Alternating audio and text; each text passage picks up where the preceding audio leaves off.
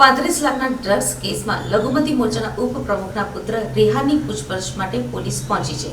હિન્દુ યુવા વાહિનીના સુરતના પ્રમુખની લારી ઉપર એસઓજી ફૂડ એન્ડ ડ્રગ્સ અને એફએસએલની ટીમને સાથે રાખીને આઈસ્ક્રીમના 6 સેમ્પલ લીધા અને લારી જપ્ત કરી છે.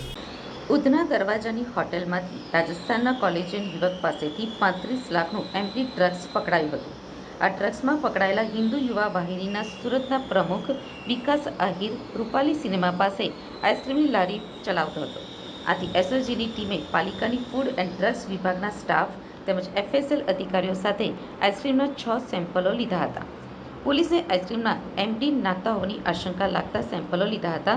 સાથે જ વિકાસ આહિર જે જગ્યા ઉપર આઈસ્ક્રીમ અને જ્યુસની લારી ચલાવતો હતો તે જગ્યા ઉપર પણ તેણે દબાણ કર્યું હતું. આથી પાલિકાએ તેની લારી પણ જપ્ત કરી હતી.